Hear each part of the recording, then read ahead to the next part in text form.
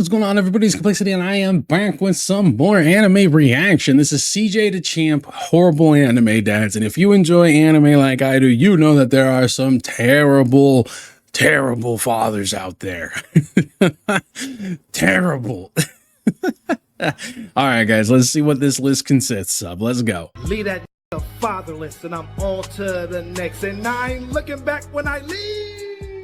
Dads. They're either great and support their kids, and they are mostly there to protect and guide their child down the right path to make sure they can have the best life they can possibly have. Or they're an absolute deadbeat bum-ass nigga who hates their kids and should have never had the... Oh, this dude is freaking... If you've seen Full Metal Alchemist, you know this. You know this one. You know that this motherfucker is top tier anime dad trash. Top fucking tier. Right to reproduce. And when it comes to anime, I don't know what it is, but 99% of these niggas can't raise a kid for shit. It's like they're allergic to being a good dad. So today I got a little... Gotta give him that, gotta give him that plot, man. Gotta give him that resolution, dog. Different video for y'all. Today we're taking a deep dive and taking a look at some of the worst fathers in anime history with an honorable mention. Because if I'm talking about bad dads in just animation, period, this motherfucker is gonna make the cut every single time. So we're... Ozai?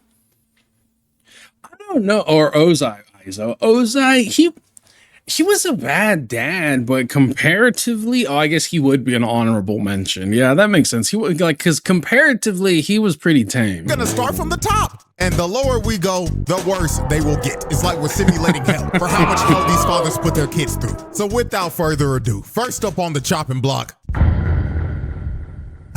good old Ging. Now we're... Okay, I'm gonna be real. Ging is not that terrible of a dad. Yes, he left Gon to go be a hunter, but at the same time, it's like that's his job is to explore. You can't bring a child with you to explore these incredibly dangerous areas. We're starting off with Ging because everybody else on this... Plus, unlike most of the dads, he at least left a way for Gon to find him. This list is 10 times worse than... But it doesn't change the fact that this man Ging is the king of the deadbeats. Like, when it comes to deadbeat dads in anime, Ging is easily the first nigga everybody thinks about. And I mean, the evidence is there. I mean, we all know the running joke. This man dropped his son off at his cousin's house and named him Gon, because that nigga was gone 30 seconds later. This man is a stereotypical dad that went to go get milk and never came back. Bro really dropped off a whole baby and the child support bill on Mito because he knew he wasn't trying to pay that shit. And I ain't gonna lie, if Ging was my dad, I really hate this nigga, because if he passed this ziggity zag ass hairline down to me, boy, I'd be sick. This man deserves the absolute worst for making his son inherit this shit. But besides all this man didn't come to see his son or contact him for 12 whole years. The only stuff he left for Gon was a cassette tape, a rusty ring, and a memory card for a PlayStation off of Craigslist, or a game that he created that you could die in. Hey man, he was testing Gon. He had to see if he really had that dog in him. Maybe I just grew up in a way that makes me look at some of this stuff and I'm just like, it ain't too bad. And on top of it, I've seen worse. Like, let's talk about the third Hokage. Let's talk about the third Hokage. Kid you not, the nigga dead ass left a message on a cassette tape that said, "Hey, Spark. So, you wanna find me? Well, I don't wanna see you, little nigga. Matter of fact, don't even chase me, little nigga. I'm gonna be so real with you. But, if you do become a hunter, then beat this game that I made called Greed Island. It's basically Sword Art Online. So that means, don't die in that bitch." Oh, Jesus! I think somebody just died. But, you'll be fine. Anyway, so, you beat that? Then I'll maybe finally talk to you. Well. And not only did he have to go in there, one of the game masters was a murdering convict, and all the other, like, the pirates on that phase of the game were also pirates who, like, have murder. Like, they pretended to be pirates, but they were released convicts who were murderers. I mean, you got to make sure your son about that. If he try to walk in these streets, he got to be able to, you know what I'm saying? Oh, good luck, sport. But I'm gonna be so real with y'all, the shit that really pissed me off about Ging in the moment that showed everyone that this nigga ain't shit was when Gon was in the hospital. Now, Gon was fighting for his life after his fight with Pito. He was on life support and he was about to die. and Ging did not bother to visit him once when he was literally across the street. Not even a 5-minute walk. The lazy bastard didn't even want to go to the hospital to see his son that could have died. Like I'm telling y'all, when Leorio called this man out in front of everybody, it was pure satisfaction. Bro got on the mic and was like, I got a question for Mr. Ging. Hey yo, why haven't you gone to visit your son, you bum ass nigga? You deadbeat, musty, dressed in rags, bitch. You out here answering questions for people you don't even know. Meanwhile, your own flesh and blood is about to die. So answer the question, hoe ass nigga. Why have you not gone to see your son? And after Leorio called him out, Ging replied with, man, he got enough friends. He'll be fine. Did he even say he wanted me to come in the first place? And the fact that this man Ging said that, does he even want me to come, while Gon can't even say that shit because he's in a coma, pissed Leorio off to the point where he said, fuck it, and swooped on this nigga, lifting him out of his seat with a Shoryuken. And when this happened, I kid you not, everyone in the room cheered because they... He is definitely that. I did completely forget about that. Okay, maybe he's a little worse of a dad than I remembered. I mean, I don't know.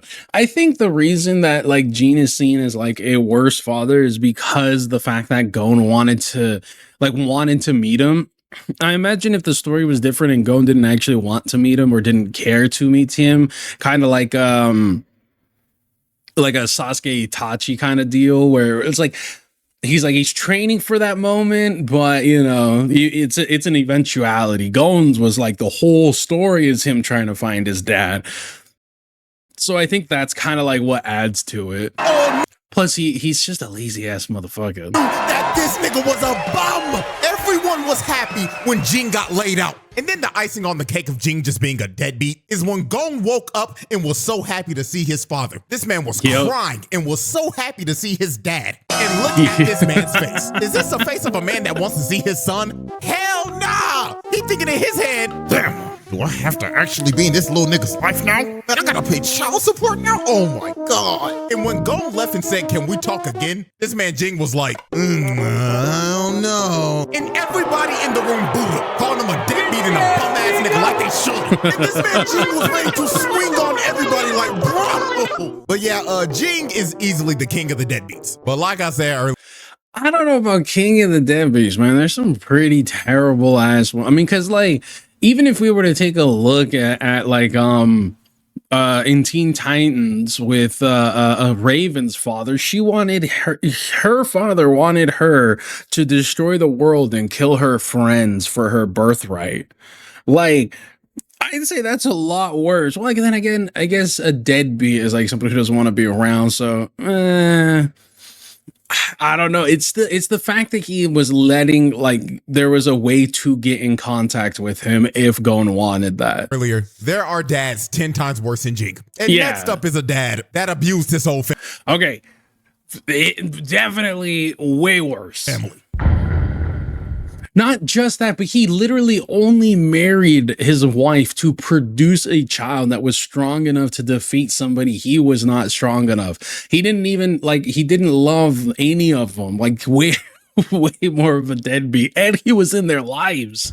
Oh boy, Endeavor. Endeavor is a great hero, but my God, he was a terrible father. Now, I will say this. Endeavor, without a doubt, is the most improved father on this list. He's actually trying to do better, but the way he was moving before his whole redemption was awful. This nigga was a piece of shit that mentally abused and broke his entire family apart. And this was all because he was a hating ass nigga. You see, Endeavor was obsessed with trying to be better than All Might. So when he finally came to the realization that All Might was just better than him and it was just a skill issue, he decided, if I can't be better than him, then I'll make somebody better than him. So this man went out and bought a wife so he could make a hybrid baby with her that would have his flame quirk and her ice quirk. He wanted to make a little half-breed avatar, and the first child they had was Toya, aka Dabi. Now, Dabi inherited a strong version of Endeavor's quirk, but his body couldn't handle the heat because his body was physically built to resist the cold because of his mother, not heat.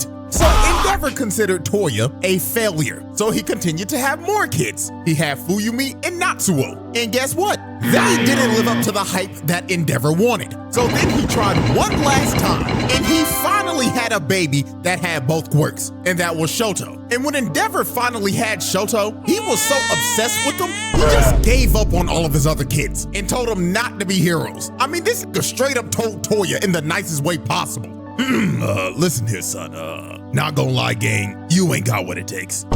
You can't be a hero. You can't be better than All Might. No, it's not even just that. It's the simple fact that it's like, it wasn't even just like, oh no, you can't be a hero, you're not gonna be better than All Might. It was more so like, you're defective. Like, you are broken. This child over here is the one that I wanted. Like, go and like be you, like you accept your uselessness the same way your brother and your other brother and sister have accepted theirs. like this man literally treated them like they were test tube babies. Like they were freaking he finished a puzzle and it came out, but it didn't come out the way he wanted it to. And he was just like, recycling bin.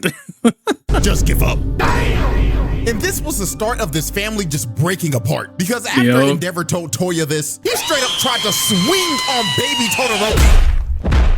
So after Toya tried to swing on his baby brother, Endeavor straight up told his wife, keep Shoto away from the other kids and don't let Toya out of your sight. So this is when he just started to neglect his other kids. And the only kid he cared about was Shoto.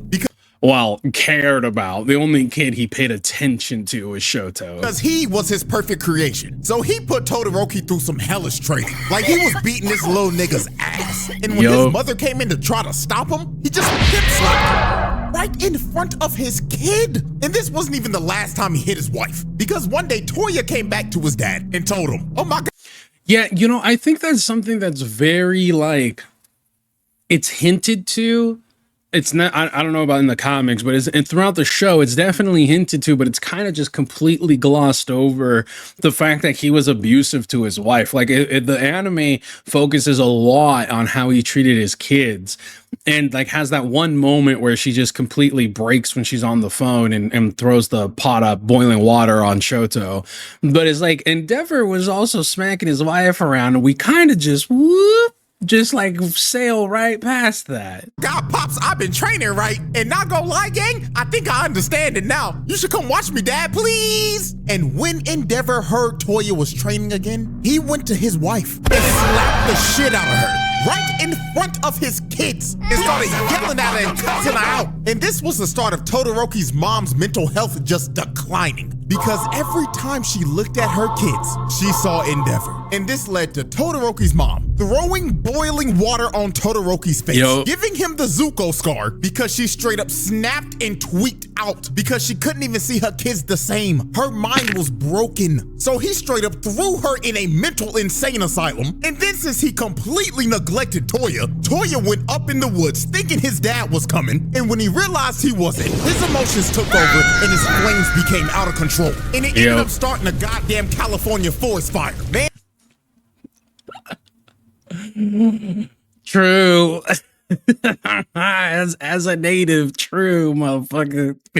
It's burnt down the whole forest, and Endeavor thought his son was dead. Just for all for one, to find his son who was burnt to a crisp and motherfucker out here looking like beef jerky. Make him a whole super max super villain. Nigga turned him into a D1 tweaker. So yeah, this man in freaking, this is like if Patches the Clown went ahead and fell into a vat of acid and became the Joker. Ever mentally and physically abused his entire family and pushed them to their breaking points. All because he was a hating ass nigga that wanted to surpass All Might. But you see, Endeavor is not the only father that we're covering today. That was a firebender and caused their son to get half their face burnt off. Because now it's time. But Ozai, Ozai, very neglectful as a father, obviously, overly disciplinarian, but in comparison to some of the other, I feel like this is being more of like the big names in anime, because there are some way worse like parental figures, man. Time for our honorable mention. Okay, it is the honorable mention. Okay, that makes sense.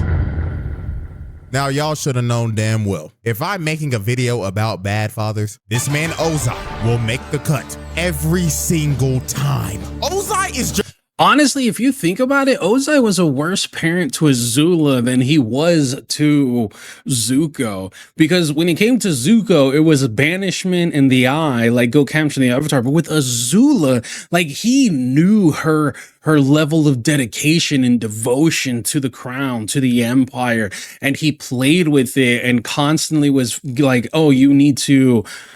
He didn't like allow her to fail in a sense. Like even if when she failed to bring Zuko back, it wasn't really a failure. He was like, well, you know what, like now your mission changes or something. And then when he's like, no, you're gonna stay here instead of going towards Ba Sing Se. You're gonna become the Fire Lord. I'm gonna become the Emperor, giving her essentially a meaningless title because he's still ruling over her. Meanwhile, she believes that she has some like level of authority.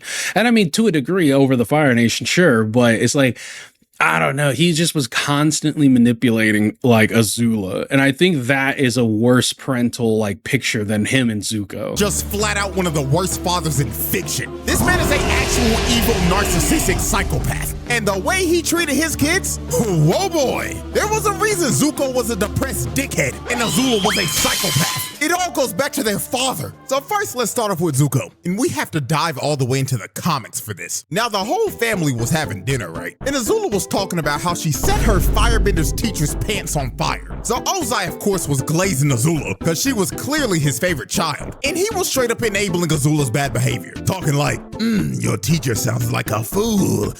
Yeah, okay, so he is gonna touch on this, which is good because I feel like that's something that's missed a lot in like Avatar when with like people who talk about the dynamic and all that. It's always Ozai and Zuko, but when it comes to Ozai and Azula, he set her up for failure constantly, and the pressure to perform is what eventually drove her insane. I'll have him sent back to the colonies. So Zuko chimed in and said, he's not a dummy. He just thinks that proper firebending has to start. And Ozai cut Zuko off and he is pissed. And he says something that a father should never say to their child. He told Zuko, how dare you lecture your sister on firebending? You know, little nigga, let me let you in on a little secret. When you were born, we weren't sure if you were a bender at all. You didn't have that spark in your eyes. I planned to cast you from this palace. How embarrassing for a prince of the Fire Nation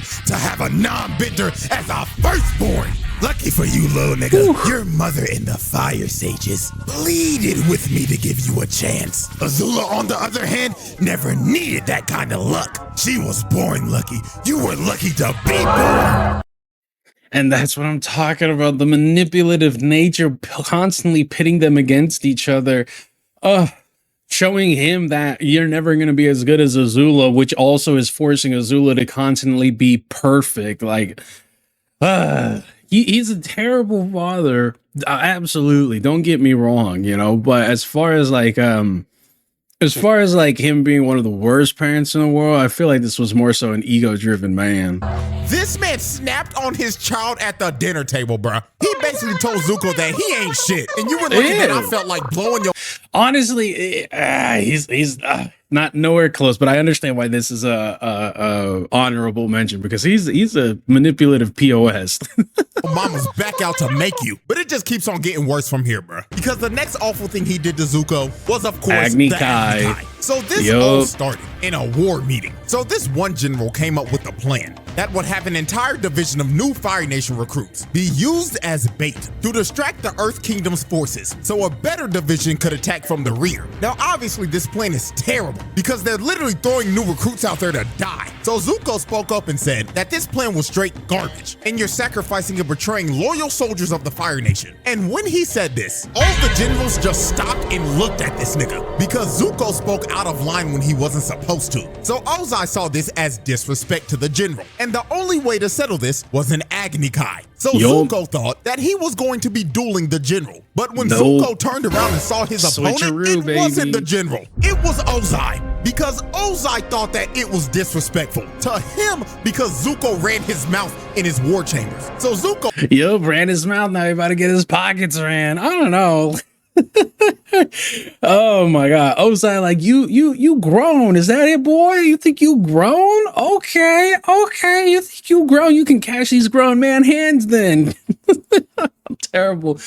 He is definitely a terrible piece of shit father, but I still feel like he did Azula worse. Zuko was pleading to his dad like, Dad, please, I'm sorry. I didn't mean it as disrespect. But Ozai was like, stand and fight, Prince Zuko. Don't be a bitch. Stand up and fight for your honor. So Zuko refused to fight Ozai, and Ozai proceeded to burn half of his face off in front of a live crowd. And then after he gave Zuko his scar, he banished him and forced him to have this ugly as a bald ponytail that nobody should ever be forced to have, and told him, don't come back till you find the Avatar, who has been missing for over 112 years. Ozai was basically telling him. The other thing about it, and I know you can only make a segment so long, is like because if we go back, right, Azula's face was so fixated and happy about what was going on. It also, in that moment, is showing Azula that it's okay to treat Zuko that way. So once the comment comes and she's like, you know, I should be right beside you when you attack Ba Sing Se, you can't treat me like Zuko. Like her fear was to be a failure, and what constituted as failure was Zuko. And it's like that like forcing that mentality on your child against another child.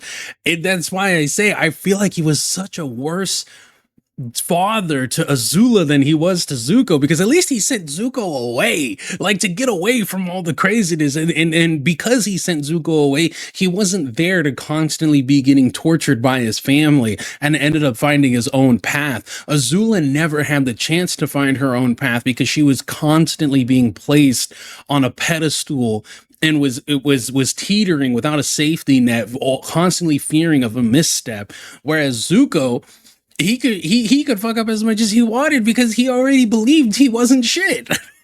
You know?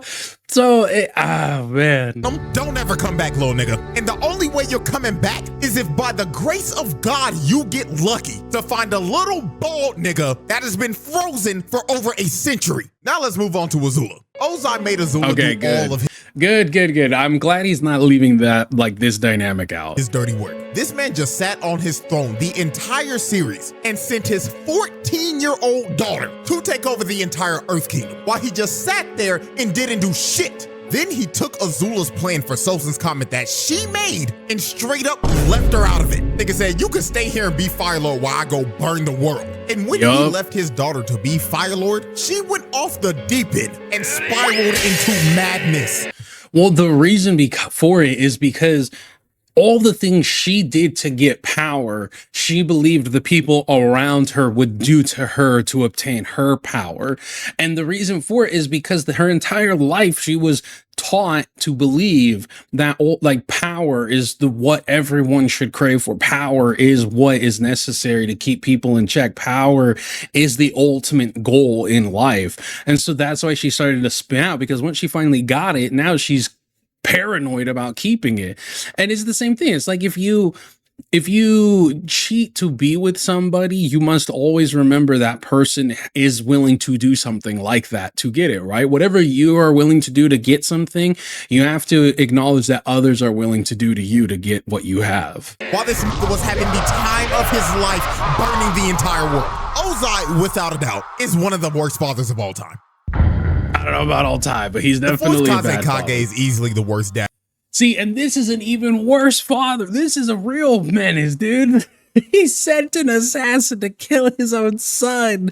And if I'm not mistaken, it was the woman, wasn't it the woman who, it was like his sister or the woman who was taking care of him? Dad in the Naruto series. And is just flat out one of the worst dads in anime history. This motherfucker ain't shit. He had Gaara living one of the worst childhoods of all time. Nigga had his son depressed 24/7. It made him start his emo phase at the age of 6. Like, there was no wonder Gaara was a uncontrollable D1 crash out in the first part of Naruto is because his dad ain't shit and he tried to make him a weapon of mass destruction as a baby. You see, Rasa did some shit. You see, the Hidden Sand was struggling financially. These niggas were broke and they were in desperate need for a weapon of mass destruction. So Rasa ended up conceiving Gaara for the sole purpose of sealing the one-tailed beast inside of his unborn child so he could make him a Jinchuriki and weaponize him. Now, since Rasa tried to seal a tailed beast inside of his unborn child, this ended up leading up to Gaara's mother dying in childbirth. So off the rip, not even a day into the world, Gaara was made a weapon of mass destruction and lost his mother fresh out the womb because of his father. The little nigga was set up for a life of hell, and Rasa knew this shit. I mean, Gaara couldn't even sleep because Shikaku was always whispering to him, "Yeah, little nigga, fall asleep, I dare you. The moment you go night-night, I'm taking over your body and I'm blowing this bitch up. Do it, little nigga, I dare you." And of course, since he was a Jinchuriki, just no like one wanted Naruto, to play with everybody in the village was scared of him and stayed away from him. And Rasa let it happen. He didn't do shit about it. He just let them ostracize his son. And bro, he did not let Gaara have fun at all.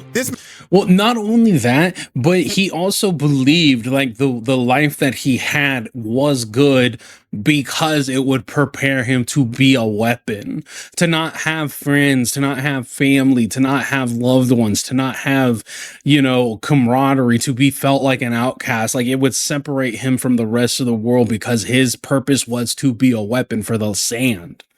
And he thought that was a good thing. Like his dad thought that was a good thing. This man was the no fun police. He would play outside with Temari and Kankuro, right? And they were just doing normal things. They were just building sand castles and shit and just having a blast. But then here came Mr. My Son Can't Have No Happiness. His bum ass didn't even say a word too. All he did was look at Temari and Kankuro and shake his head. No, stop playing with that nigga, even though he's your little brother. Get away from that freak. So Rasa didn't even allow Gaara to play with his siblings. He just straight up neglected them and wanted them to be alone 24/7. But you see, the absolute worst thing Rasa ever did to Gaara was making the only person that cared about him try to kill him. You see, Gaara had a great relationship with Yashimaru. Man, this is just like Danzo, Kabuto, and the nun from the orphanage, man.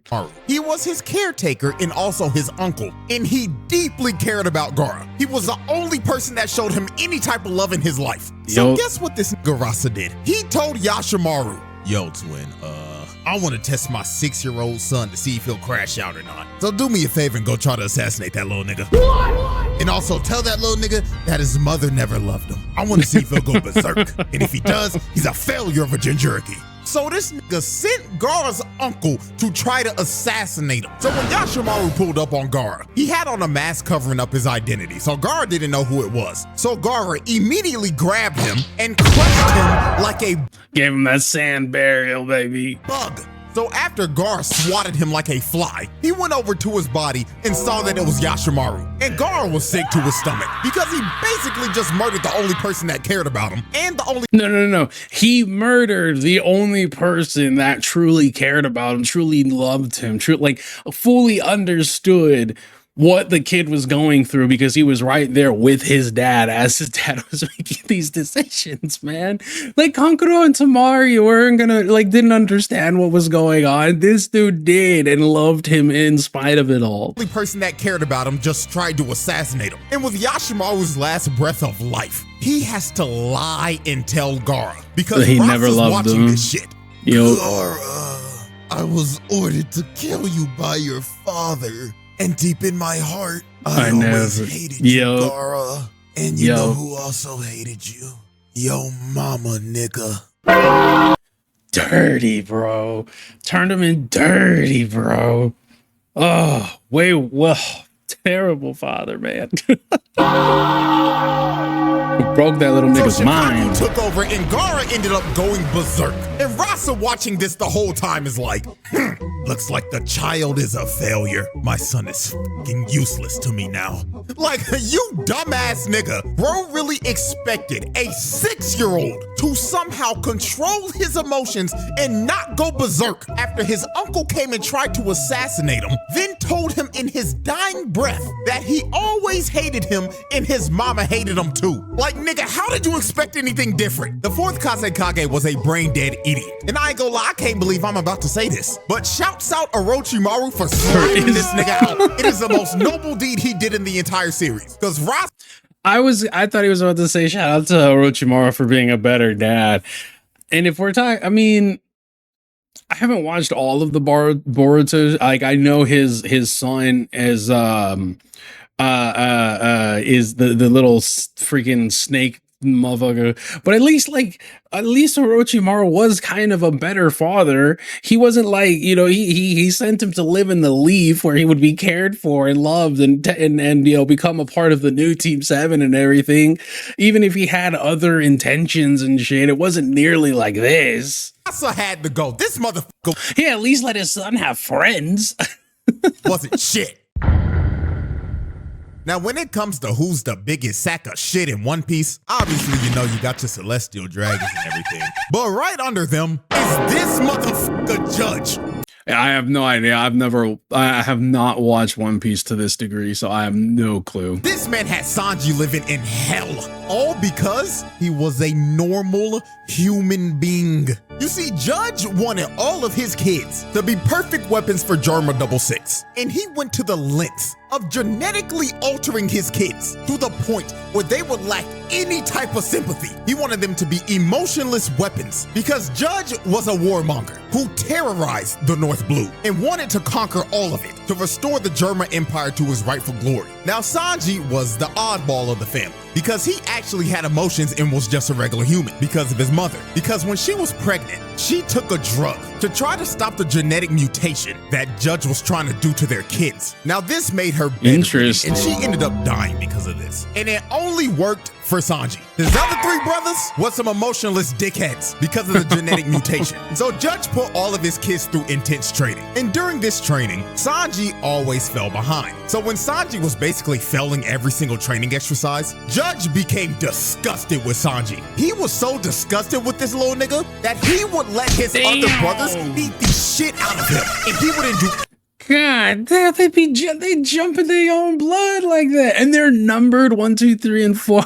They don't even have like actual names. That's crazy. I mean, obviously they do have actual names, but that's wild. Anything about it, Sanji will cry for his dad's help, but Judge would just look at him and tell him, "Man, little nigga, if you don't get your ass up, quit being a crybaby, bitch. I can't get it back in you blood. Got my blood in you. You fucking disgrace." Damn! And his brothers continued to beat the shit out of him. They would do this every day, and Judge would just let it happen because he didn't care about Sanji. The only kids he cared about were his sister and his brothers. And my God, when Judge figured out that Sanji's hobby was cooking, ooh, this nigga did not like this shit at all. Sanji was making food for a mouse, right? And the mouse was tearing that food up. But then Judge barged in the room and just started yelling at him like, "Sanji, are you cooking for them ass rats again, boy? I thought I told you to cut that weak ass shit out." So he walked over to the plate of food and threw that shit out the window along with Mickey Mouse. He killed that nigga. Then he told him, "Don't ever cook again. And if I catch your little ass in that kitchen one more time, I'ma whoop your ass." So it got to the point that Sanji just continued to fail at everything. And Judge just decided to consider Sanji a failure. So this man did one of the worst things I've ever seen. Judge decided to fake Sanji's death. And I'm so disappointed in my kid. I'm gonna pretend that he's just dead. That is crazy. Yeah, he a terrible father. He threw him in a dungeon and locked a metal helmet on his head and just locked him up forever so he never had to see him again. And he stayed in this cell for 6 months. And while he was in this prison cell, his brothers would go in there and just beat the crap out of him for no reason at all. They would just do this for fun. So this got so brutal. Man, this is like sharks in the womb or something, man. Having to kill each other before they get out. That his sister couldn't take it anymore. So she just broke him out so Sanji could run away. Now when Sanji was trying to make his Judge found him trying to leave. So Sanji stood up to Judge and told him, "I'm leaving, old nigga, and there's nothing you can do to stop me." And Judge just looked at him and said, "Okay, Don't hit your head out the door, little nigga. What? I don't care what you do. I'm gonna be real with you. Doesn't even try to stop him, man. Oh, that's rough. He's just out here like, okay, like, shit. I mean, I already told the world you're dead, so who cares? But before we part ways, let me tell you this. Never tell anybody that you're my son. Yeah. Because you are the only stain on my legacy. So Judge let Sanji run away because he couldn't give a damn about him. And Judge didn't see Sanji again for 13 whole years. And the next time he saw him, he tried to use Sanji to marry him off to one of Big Mom's daughters. Bro didn't see his son for 13 years, and the first thing he tried to do was use him for a diplomatic marriage. And to make sure he couldn't leave, he put these handcuffs on him. And if he ever tried to take them off, he would blow his hands off so Sanji could never cook again. So after God damn, that's holy Jesus. The whole this man literally said, I'm gonna take away the only thing that you love and care about. Cake arc and the Straw Hats rescue Sanji. While the Straw Hats were leaving, Judge saw Sanji on the Sunny. And the last thing he wanted Sanji to hear before he left was, Sanji, I just want you to know something before you leave. You still ain't shit, and you'll never be shit. Not gonna lie, gang. If your pops was talking to you like this after years of abuse and neglectment, ain't gonna lie, you might have to slime that nigga because that's insane. Judge rightfully earned his You gotta slide back. You gotta get it back in blood. That is crazy. Especially with Sanji having like rolled around with the freaking Straw Hats and everything. Boy got that in him. He got that dog in him. I mean, I know it's different when it comes to your pops or any of your family members, but fuck all of that, boy. Time to put up a tombstone. Reputation as one of the worst fathers in anime. Shou Tucker, yep. Now, definitely a top 5 piece of shit. Oh boy, oh boy. Ladies and gentlemen, we've reached the final father we will be covering today. And this motherfucker Shou Tucker is arguably the top 1 worst father in anime history. In my personal opinion, he's the worst. Now, if you've never seen Full Metal Alchemist and you don't know who this nigga is, I'm warning you right now. This shit is about to get dark. So this is evil. And what's crazy is that this was like the way this like was set up in the show in Brotherhood or in Full Metal is it was supposed to just be some gentle, normal episodes, like a normal little storyline where they were hoping to help some dude out. And oh my God. Shou Tucker was a state alchemist that was known for his work about chimeras. And Shou famously got his state alchemist license for making a chimera that could speak the human language. And he did this 2 years ago. So when we first meet Shou, he just looks like an average run-of-the-mill middle-aged dad who's had a couple of midlife crises, as we can see clearly from his hairline, because that shit's receding like a motherfucker. But Shou had a daughter named Nina and a dog named Alexander, and they looked like a pretty happy family. Now, the house was nasty as hell. The dishes look like they ain't been washed in a week, and the shelves look like they haven't been dusted in ages. And Shou says the reason why the house is like this is because his wife left him and his daughter, and she left them 2 years ago. So after that's where the lies start. Ed and Al met Shou the first day. When they were leaving, Shou was informed that assessment day was coming up. And assessment day is an evaluation to see if you can keep your state alchemist license or not. And last assessment day, Shou laid an egg. That nigga failed. So this next one coming up was... Well, it was because he was trying to recreate a chimera. He was trying to make a chimera. That was like the issue there. Like he had to continue like his research, making chimeras and studying them in order to keep his license.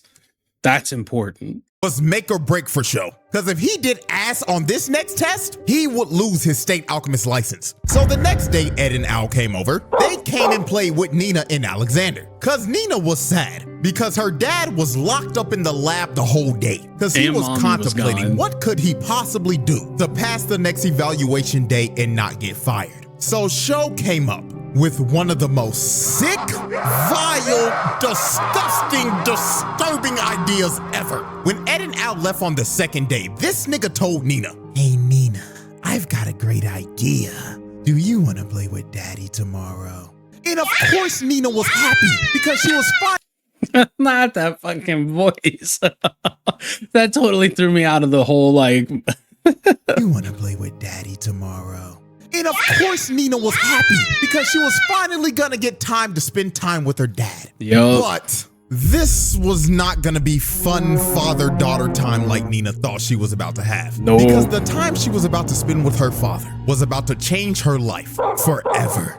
So Ed and Al come back on the third day. So when they first came in the house, nobody was there to greet them. So they decided to look around to see if they could find anybody. So they went down to the laboratory and they found Shou in there with some type of creature. So Shou greets them and tells them, boys, I found one. Done it. Yep. Made it. Found the answer to my prayers. Chimera that can speak and understand the human language. So at first, Ed and Al were happy for him because this looked like the scientific breakthrough that Shou needed to pass evaluation day. So Shou told the Chimera to introduce yourself to Ed. So the Chimera started speaking. And the crazy part is that he's just, the dude is so far gone. He's like not even thinking about how Al and Ed would react to what he's done. He was just...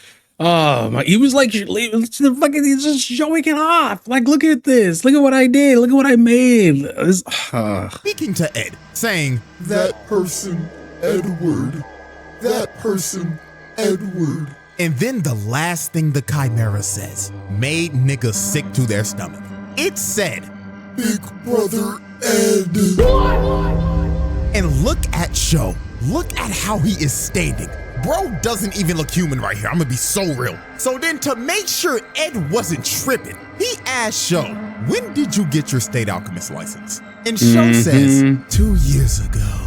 Then Ed asked him another question. When did your wife leave? And Shou states, let's see. That was about 2 years 2 years ago. So then Ed asked him one final question. He asked, where the fuck are Nina and Alexander? And he tells him, can't you tell?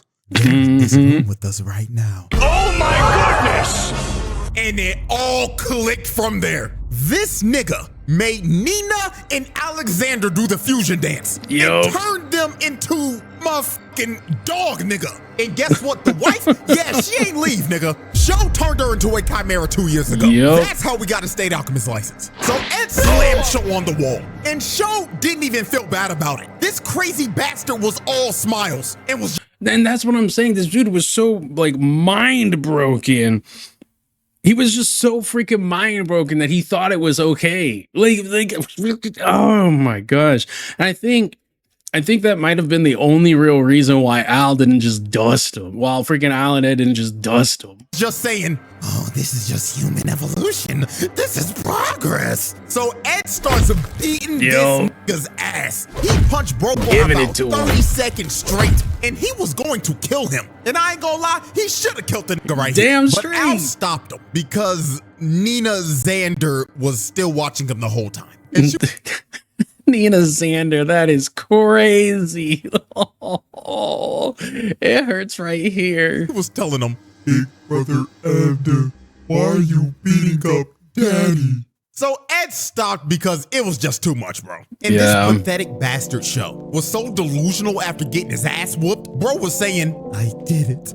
I made it in time to keep my alchemist license. Dude didn't even care about his daughter or the sick ass shit that he just did. All he cared about was keeping his status as a state alchemist. So obviously they arrest this sick ass nigga and put his bitch ass on house arrest. And while he was locked up in his house, Scar broke in. Yeah. So he walked up to Shou and did what needed to be done. Yeah. He gripped this ugly ass nigga by the face and electrocuted him, sending his ass to the bottomless pits of hell. And then after he boomed Shou, Scar just decided the best thing for Nina was to just put her out of misery. So he kills the fusion of Nina Xander.